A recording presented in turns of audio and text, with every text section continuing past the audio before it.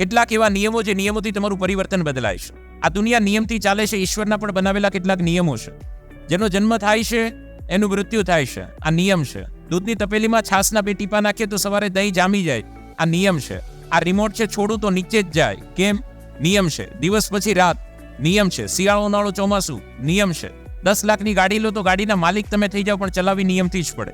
સુરતના નિયમ છે, ગુજરાતના નિયમ છે, ભારતના નિયમ છે. તમને બેઠા બેઠા અમેરિકા જવાનું મન થાય તો કાલની ફ્લાઇટ પકડી ન શકો. કેમ?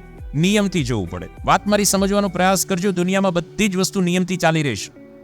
રસ્તા ઉપર 120 પર, હાઈવે ઉપર ગાડી જતી હોય, 120ની સ્પીડ હોય, અને એ ગાડી, એ જ ડ્રાઈવર, એ જ રોડ પર જો રોંગ સાઈડમાં ચલાવે તો સ્પીડ થઈ જાય 20 અને 30, જે હતી 120 અને 30. ના તો ગાડીનો પ્રોબ્લેમ છે, ના તો ડ્રાઈવરનો પ્રોબ્લેમ છે, ના તો રોડનો પ્રોબ્લેમ છે. પ્રોબ્લેમ છે ખોટી ડિરેક્શન. અહીંયા બેઠેલા દીકરા અને દીકરીઓ ખૂબ સારી મહેનત કરે છે, પણ એ મહેનત એમને સ્ટેજ સુધી એટલા માટે નથી પહોંચવા દેવાની કેમ કે એની ડિરેક્શન ખોટી છે. આવી તમારી ડિરેક્શન બદલાય એ માટેનો આજનો આ પ્રોગ્રામ છે. નિયમ સમજાવવાનો પ્રોગ્રામ છે. પંખો 5 પર ફરતો વચ્ચે આંગળી નાખો તો પંખો રે, આંગળી ન રે. આ નિયમ છે. પ્લગમાં 3 આંગળી નાખો તો પ્લગ રે, આંગળી રે, નાખવાવાળો ન રે. આ નિયમ છે.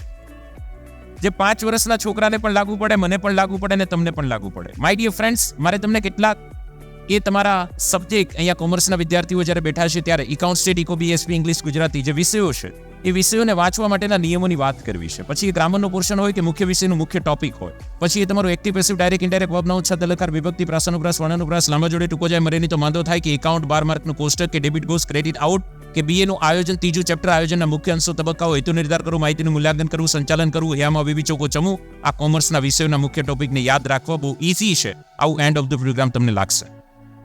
પહેલો પોઈન્ટ, વિચાર બદલો, જીવન બદલાઈ જશે. માય ડિયર ફ્રેન્ડ્સ, વિચાર બદલવાથી જીવન કેવી રીતે બદલાય? મારે તમારી સમક્ષ કેટલાક ઉદાહરણો મૂકવા છે. મારે થોડો તમારો સપોર્ટ જોશે. આ પહેલું પિક્ચર તમને જે દેખાઈ રહ્યું છે, આ પહેલું પિક્ચર શેનું છે? જરા મને કહેજો. પહેલું પિક્ચર શેનું છે? મહાભારત. વાવ, વન્ડરફુલ. મહાભારતના કયા 2 પાત્રો તમને આ પહેલા પિક્ચરમાં દેખાઈ રહ્યા છે? ભગવાન શ્રી કૃષ્ણ અને અર્જુન. સુપર. તમારું કામ હવે વધુ સરળ કરું. પહેલું પિક્ચર મહાભારતનું છે, અર્જુન છે અને ભગવાન શ્રી કૃષ્ણ છે. આ બીજું પિક્ચર જરા મને તમે કહેજો, બીજું પિક્ચર શેનું છે? શેનું છે? રામાયણ. રામાયણના કયા 2 પાત્રો? રાવણ અને... ક્યાંય લખેલું છે? ટોપિક મારો છે વિચાર બદલો, જીવન બદલાઈ જશે. હરેક સાધુ રાવણ હોતો નથી, હરેક સવાલ અઘરો હોતો નથી. તમને જોવામાં લાગે છે એ નોર્મલ ઋષિ છે ને દેવી છે, ભિક્ષા માંગવા આવ્યા, દેવી એને પ્રણામ કરી રહ્યા છે. ના તો એ રાવણ છે, ના તો એ સીતા છે. તમે જે વિષયને અઘરો માનો છો, જે ટોપિકને અઘરો માનો છો, તમારો ભૂતકાળનો અનુભવ જે મહાભારતનો છે એ રામાયણમાં લાવો છો કે સાહેબ આવું હોય એટલે અઘરું જ હોય. એવું હોતું નથી બેટા. એ નોર્મલ ઋષિ પણ હોઈ શકે, એ ટોપિક નોર્મલ પણ હોઈ શકે.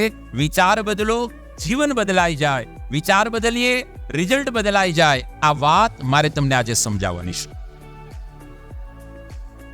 ખૂબ સારી રીતે જ્યારે મારે તમને ટોપિકમાં પ્રવેશ કરાવવો છે ત્યારે if you can believe it, the mind can achieve it. આ વિજ્ઞાને સાબિત કર્યું છે, અનેક પ્રયોગો થયા છે, આના ઉપર અનેક રિસર્ચ થઈ ચૂક્યા છે કે આપણે જે વિચારીએ છીએ એ વાત હકીકતમાં પરિવર્તિત થઈ જાય છે.